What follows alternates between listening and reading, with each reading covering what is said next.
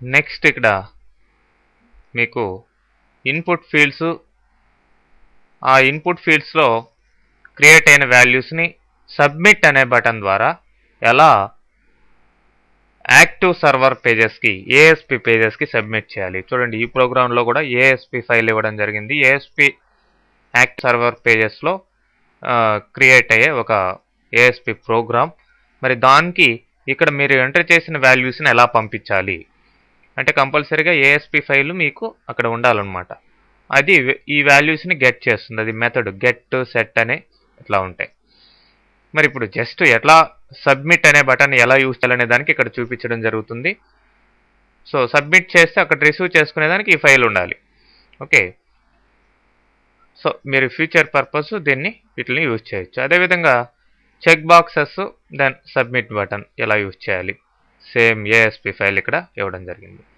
తర్వాత ఇక్కడ కూడా అట్లనే పెట్టాం.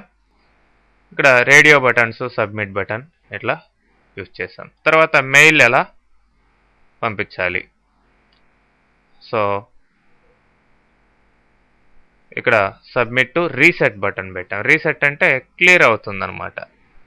ఇక్కడ ప్రజెంట్ మీ HTML ఫామ్. ఓకే, చూడండి ఇక్కడ ఎగ్జాంపుల్స్ ఎలా వర్క్ అవుతాయో.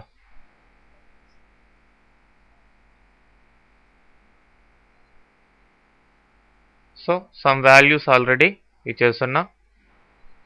చూడండి, ఇన్పుట్ బాక్స్ ఫస్ట్ నేమ్ వాల్యూతో కూడా ఇచ్చేసాం. వాల్యూ సబ్మిట్ బటన్ పెట్టాం, టైప్ ఈక్వల్ టు సబ్మిట్ అని.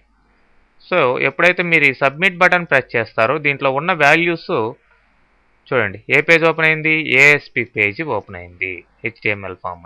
ఈ ఏఎస్పి పేజ్ నేను ఇక్కడ క్రియేట్ చేయలేదు, ఎందుకంటే మీకు ఏఎస్పి మీద అవగాహన ఉండదు కాబట్టి నెక్స్ట్ మీరు నేర్చుకోవాలన్నమాట. అంటే ఇప్పుడు మీరు క్లయింట్ సైడ్ స్టాటిక్ వెబ్ పేజెస్ని మాత్రమే డిజైన్ చేస్తారు. ఇక్కడ నుంచి సర్వర్ సైడ్, సర్వర్ కంప్యూటర్కి ఎట్లా వాల్యూస్ని సబ్మిట్ చేయాలి అనేది తర్వాత నేర్చుకుంటారు మీరు ఏఎస్పి ద్వారా. ఓకే, అట్లానే నెక్స్ట్ చూడండి, ఇవి ఇన్పుట్ టెక్స్ట్ బాక్సుల ద్వారా ఎట్లా సబ్మిట్ చేయాలనేది చూసారు. అదేవిధంగా చెక్ బాక్సెస్ని సెలెక్ట్ చేసి వాటిని కూడా ఇదే విధంగా సబ్మిట్ చేయొచ్చు. అలానే రేడియో బటన్స్.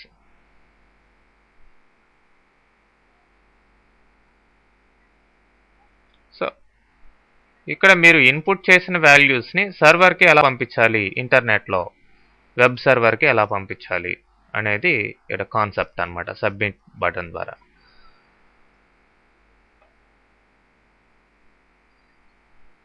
సో ఇక్కడ కొన్ని బాక్సులు ఇచ్చాం.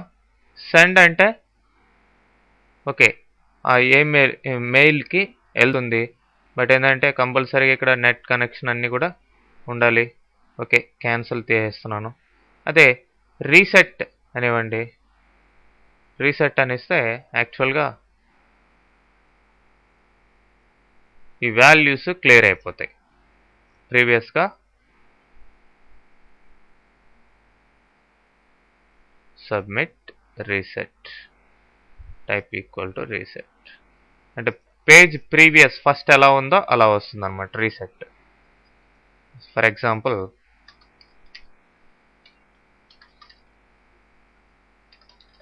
అలా ఇచ్చాం. రీసెట్ అనండి, ఆ చేంజ్ అయిన వాల్యూస్ ఫస్ట్ ఎలా ఉందో అలా వస్తుంది, రీఫ్రెష్ అవుతుంది అనమాట.